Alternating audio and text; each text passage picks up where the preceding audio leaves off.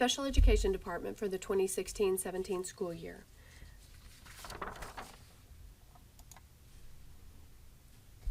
As you begin the 2016-17 school year, we wanted to touch on a few topics, such as the major responsibilities of the ARD administrator and the topics listed below. During the 2016-17 school year, we have the case manager meetings listed. They're typically on the third Monday of the month, and you will want to have your case manager teachers attend all of these meetings as they are mandatory. Many principals assign a designee, typically the assistant principal, for the ARD administrator. And basically what we're wanting to impress is that the school district, although we may have a lot of people at the ARD meeting, there really are only two votes in an ARD. It's the school district and the parent. And at the end of the ARD, whenever it's the place where we are reading the assurances, those assurances are basically to let the parent know that we are going to supervise the provision of the specially designed instruction that the ARD committee has agreed upon. And so the principal or their designee, they're also there to be knowledgeable about the general education curriculum, and they're also there to be knowledgeable about the availability of the resources. So whatever it is that the ARD committee agrees upon, the ARD administrator is promising that those things will be carried out within the school day. That is one of the reasons that we would highly recommend the ARD Boss training. The ARD Boss training that we began providing this past year, it just tells all of the obligations that we are required to do. A lot of times there are a lot of changes in federal and state requirements, and so we recommend this training annually. Please contact Terry Reinwalt to schedule this training.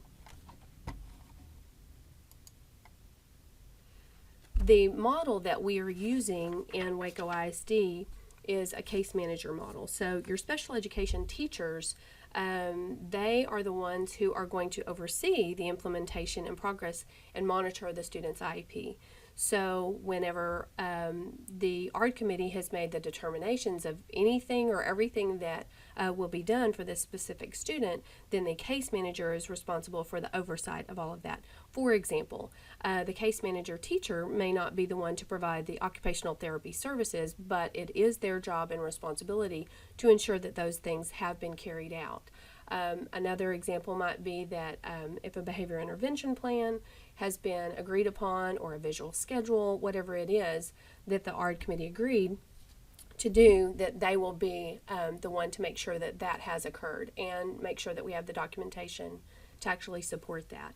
Another thing that they are responsible for doing is training the general education teacher and how to actually implement the IEP. Sometimes there are some things that the ARD committee has determined that are appropriate for that kiddo, and the general education teacher may not be familiar with how to carry that out.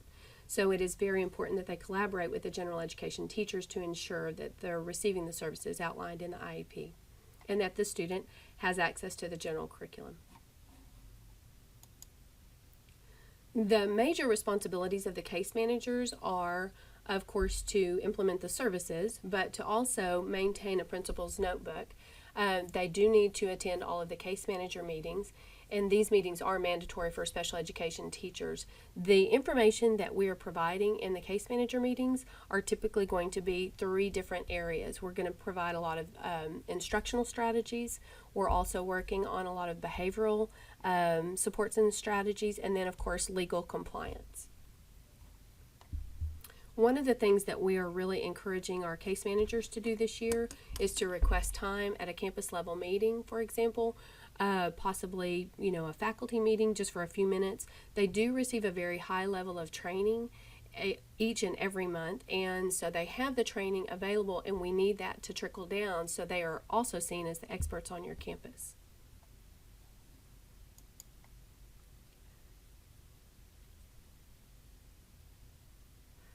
we wanted to make sure that all principals have an idea of where the case manager handbook and supporting files are. For example, the trainings that we provide each and every month, your teachers would not need to wing it, so to speak. They would have that training available, and you would also have that available to you if you are interested in on the Special Education Conference on First Class. Wanted to go into a few things on the principal's notebook. That is an ongoing record of the student services and the progress for special ed students on your campus. The intent is that principals have ready access to that information. For example, if I'm a principal and I get a phone call from a really upset parent, that principal's notebook is at your fingertips, and you have any information probably that a parent might want to dispute. Say, for example, they call and say, I am not thinking that my child is receiving the services that we discussed in the ARD committee. That principal's notebook has really pretty much any information that you would need to have a conversation with that parent. The principal's notebook has the updated case manager roster. It has all of the support logs. If that student has a behavior intervention plan, it's in there. The goals for the student, accommodations, the correspondence that the special education teacher has had with the gen ed teacher, that information is in there. And then also if the student is taking an accommodated test or an alternate, those justification forms are also in there. And it lists the student schedule of services. So there again, if you're getting a contact from a parent, you have that information available to you, and you can just flip through it to actually have a conversation with that parent. The student support log is something that we have continued to refine over the last 3 years, and it documents any of the services that are required according to the ARD committee. It is maintained daily for all of the students who are receiving inclusion or pull-out services. The actual service log is listed, and it has some highlighted information. For example, the service provider is listed, the student, the subject, and it also lists the frequency and duration, so you would know if that kiddo is supposed to be receiving services 3 days a week or 2 days a week, and for how long. It lists the behavior of the goal, so it's not the whole standards-based goal, but it goes into some details about what it is that teacher is actually going in there and working on each and every day for inclusion services, or if the student is being pulled out, what they're actually working on. It actually lists how that student is performing as far as the progress. So you would even have that available to you to discuss that with a parent if needed, or you could have the case manager come in and show that to you and review that with the parent. It lists the accommodations, and it's very specific as to makeup time, and even if a student is in ISS, for example, it is supposed to list that student received their services in that disciplinary placement. Okay, so next we're going to talk about restraints. And I think that the most important thing to talk about first is that a restraint is not just what you learned in CPI training. It is any kind of force or mechanical device like a handcuffs that you use to restrict any free movement of a child, either a portion of the child, like you're just holding their arms, or you lock them in a room, which I know we're not doing here in Waco ISD, but anyway, it's part of the law, so I'm telling it to you. So that's the most important part. Is a lot of times we get this this call that a child had been restrained, and then we ask questions, and they're like, "No, it wasn't a restraint. He was handcuffed, or it wasn't a restraint. I was just holding him in my lap." And so the legal answer is that is considered a restraint. It's not a legal restraint, but it is a restraint. Okay, so for all restraints for special education students, there's some pretty lengthy litigation on kiddos that have passed away during an illegal restraint, or sometimes even during a legal restraint. So for that reason, they've come up with a lot of these little rules that we'll go over now. The deal is, anytime you restrain a kid on that same day, if you have somebody that's on your crisis team that restrains a kiddo, that you as the administrator must be informed that day that it occurred, okay? They can come up and just say, hey, I held little Johnny down. That's them informing you, and then you take over from that point. At that point, you have to make a good faith effort that same day to contact the parent, either over the phone, or you've called them and said, you need to come up here, little Johnny's out of control, and you tell them to their face, right? The next day, however, you must provide something to them in writing, and we have that documentation all in eSped. Your special ed teacher or your diagnostician can get that to you if you don't have access to it, or you can email me and I can send you a blank one that you can just print off daily as you restrain kids. Okay, so the deal with that is that written notification must be provided to the parent within one school day. Okay. And then the last piece is that same written documentation must be archived in eSped and put into the child's eligibility folder. So you can send that to your diagnostician, or if it's a speech-only kid, you can send it to your speech therapist, and they'll take care of that piece. Okay, so as far as what's required on the written restraint, the federal guidelines list quite a few things. I think that, some of them are just like the name of the kid. We want to make sure that you restrain, little Johnny instead of little Jimmy. And so they have certain things on there. They also have to list the name of the person that did the restraint.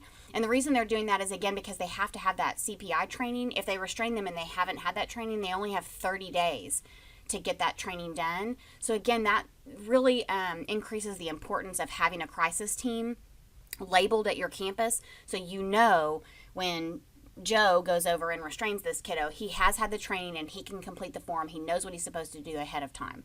Okay, it lists the location of the restraint, the nature of the restraint. The things that I think are the most important on that restraint form are the efforts made to de-escalate the situation and any alternatives that you attempted prior to the restraint. It also talks about the things that were happening right before the child was restrained. So they were attacking a kid with a pencil or something like that. Any behavior that prompted the restraint, you want to make sure that you're noting on that form. And the eSped form that we have includes all those things and will keep us legally compliant if we follow that.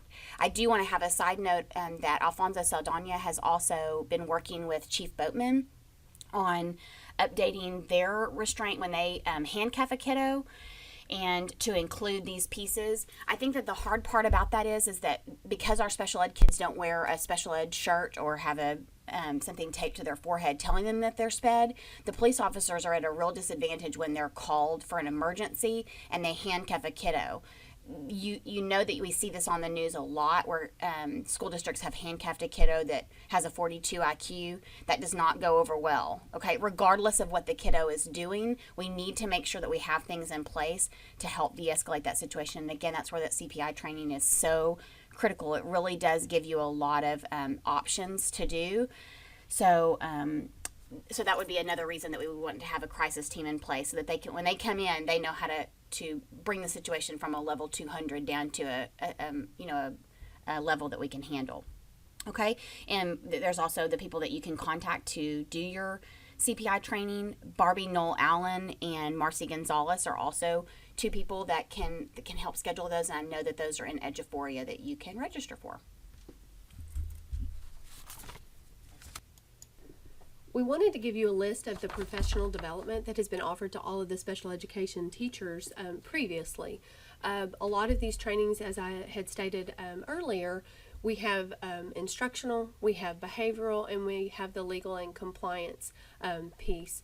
We've worked really hard this past year to try to align some of the things that we are doing with what is going on in the general education curriculum. As far as the trainings, we've worked to help our special education teachers understand a lot of the lead forward activities. We've infused them with Marzanos, and we've really worked on functions of behavior. So another thing that our teachers, we've actually, when we've worked with them, we've solicited information from them to see which ones were some of the most helpful. We've worked a lot on goal development using the text and the vertical alignment. The main thing that we want to ensure is that the student outcomes for our kiddos, that we're working toward the same goal as the general education teachers.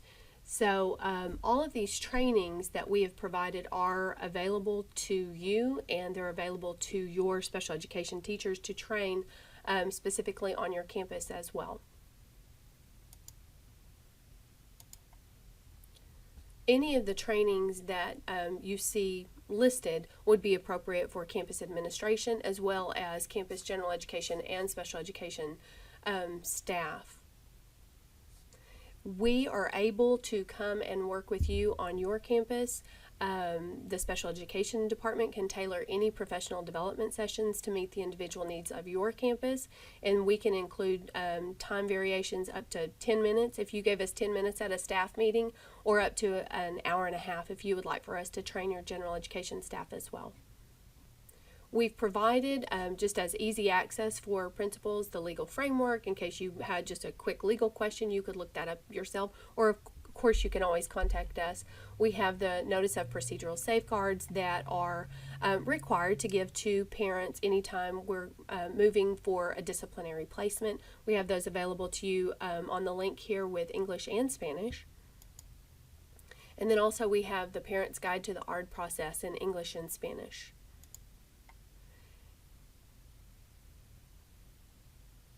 For further assistance, we want to schedule some professional development possibly on your campus, and we would like to work with you.